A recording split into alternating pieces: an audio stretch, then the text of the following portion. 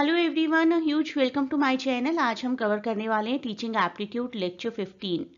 Rest of the whole course we have covered and this is the last video of teaching aptitude.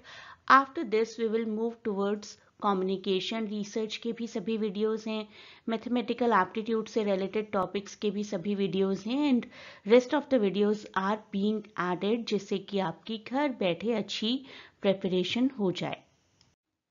Video के and में कुछ MCQs भी होंगे, वो भी ज़रूर देखिए। वीडियो को थॉरली देखिए विदाउट स्किपिंग एनी पार्ट, तभी आपकी नॉलेज इंटैक्ट रहेगी और एग्जाम की प्रिपरेशन हो पाएगी।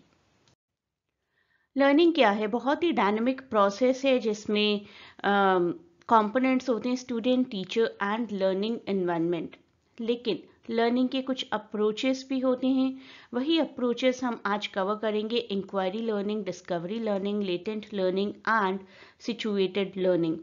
आप में से किसी ने भी प्रीवियस पेपर्स एनालाइज किए हैं तो देखा होगा कि इनमें से किसी न किसी टॉपिक से रिलेटेड एमसीक्यूज आपको आते ही हैं। आज के वीडियो में भी हम एमसीक्यूज भी कवर करेंगे, तो बी रेडी। अच्छे से सीखिए, देखिए पहले और उसके बाद एमसीक्यूज को आंसर करिए। इंक्वायरी लर्निंग, जैसा कि आपको नाम से ही लग रहा है, कुछ ना कुछ पूछा जाना। एक अप्रोच जिसमें स्टूडेंट्स रियल वर्ल्ड की ट्रबल्स को सॉल्व करते हैं, इन्वेस्टिगेट करते हैं, कॉम्प्लेक्स सिचुएशन को अंडरस्टैंड करते हैं थ्रू क्वेश्चनिंग। ऐसा क्यों है? गैदरिंग डेटा, उसके बाद डेटा इकट्ठा करते हैं, टेस्ट करते हैं अपनी अंडरस्टैंडिंग को, क्रिटिकल थिंकिंग्स को डेवलप करते हैं, प्रॉब्लम सॉल्विंग एप्टीट्यूड डेवलप होता है। एग्जाम्पल के थ्रू भी समझेंगे। एक साइंस क्लास है, टीचर पूछती है या पूछते हैं, why do some object sink while others float. तो स्टूडेंट्स एक्सपेरिमेंट करते हैं डिफरेंट मटेरियल्स पर, उनकी डेंसिटी चेक की जाती है, उनका वेट चेक किया जाता है, उनके बहुत सारे और साइंटिफिक फीचर्स चेक किए जाते हैं, बॉयंसी चेक की जाती है, जिससे कि और क्वेश्चंस और प्रीवियस क्वेश्चंस के आंसर्स डेवलप हों। स्टूडेंट्स को एंकरेजमेंट मिलती है इन्वेस्टिगेट करने के लिए। तो ऐसी कोई भी सिचुएशन जहां पर इन्वेस्टिगेशन की नीड है, किसी नई डिस्कवरी की नीड है, वहां पर इंक्वायरी लर्निंग बहुत ज़्यादा काम आता है। इंक्वायरी लर्निंग से कई नाम एसोसिएटेड हैं। सबसे ज़्यादा एसोसिएटेड नाम है जोसेफ जे श्वाब का।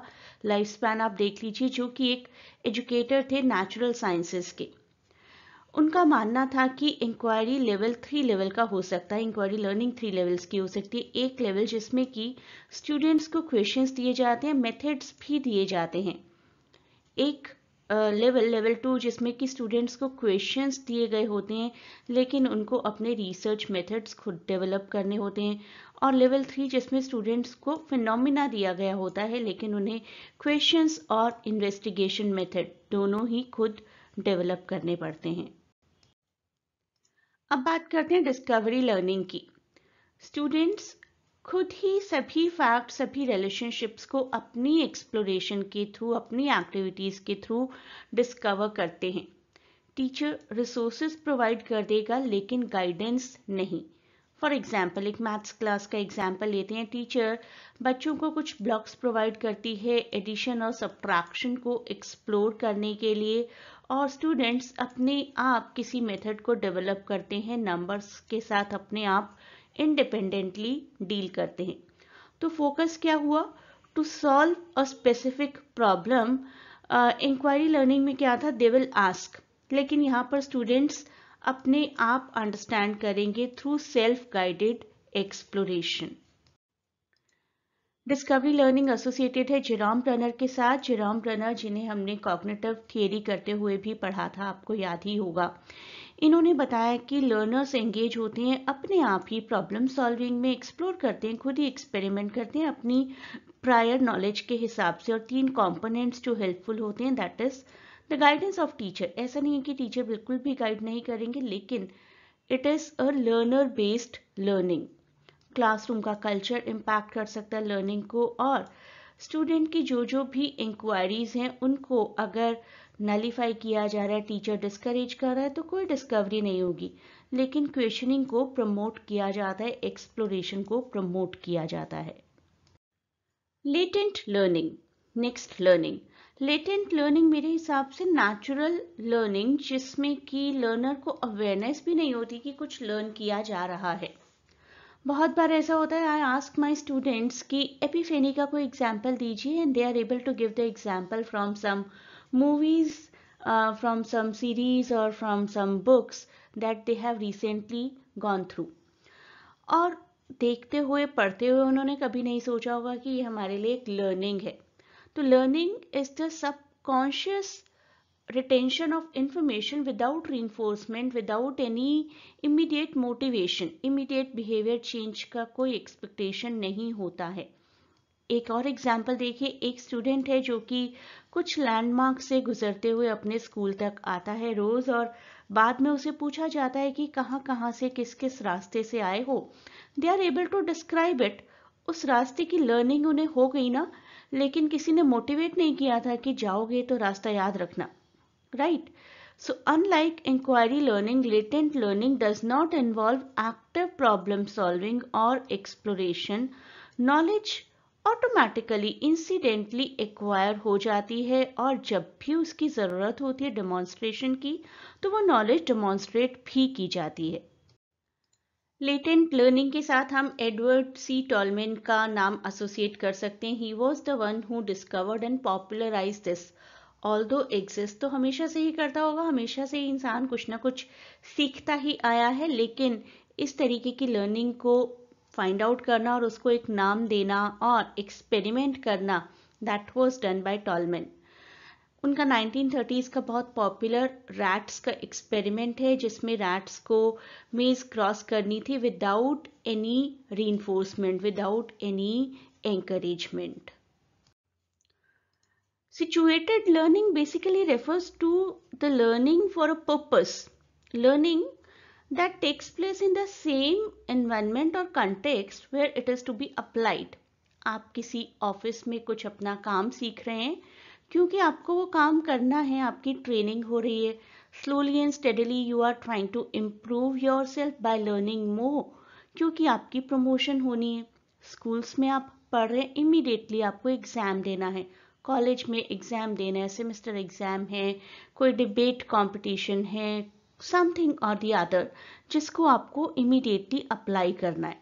तो सिचुएटेड लर्निंग एम्फेसाइज करती है सोशल इंटरैक्शन और रियल वर्ल्ड कंटेक्स्ट में पार्टिसिपेशन के थ्रू, ऑथेंटिक एक्टिविटीज़ के थ्रू आप किस तरीके से अपनी नॉलेज गेन करते हैं। जैसे कि एक हिस्ट्री क्लास का एग्जाम्पल लीजिए, एक स्टूडेंट है, हिस्ट्री क्लास में डिबेट चल रहा है अमेरिकन रेवोल्यूशन पर, और उस डिबेट से स्टूडेंट इमीडिएटली लर्न करता है रोल प्लेइंग, सोशल इंटरैक्शन, जो कि उनको काम आने वाला है फॉर अपनी for their future academic studies. Different क्या है, रियल लाइफ सिचुएशन होती है, सोशल इंटरैक्शन होती है, rather than only concentration on solving a specific problem.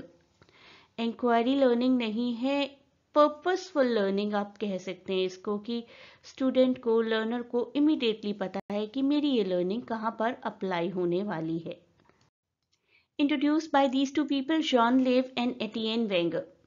Learning आकर होती है एक पर्टिकुलर कम्युनिटी में, it can be the school, it can be the office, it can be any other work place.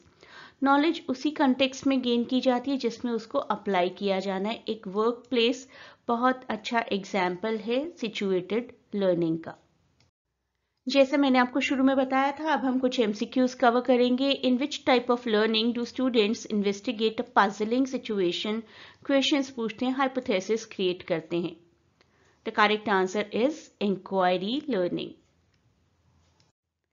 In discovery learning, students primarily क्या करते हैं, teacher के instructions follow करते हैं, एब्जॉर्ब करते हैं टेक्स्ट बुक की इंफॉर्मेशन, एक्सप्लोर और डिस्कवर करते हैं फैक्ट्स को हैंड ऑन एक्टिविटीज़ के थ्रू, या फिर एक्सटर्नल रीइंफोर्समेंट का इंतज़ार करते हैं इंफॉर्मेशंस के लिए।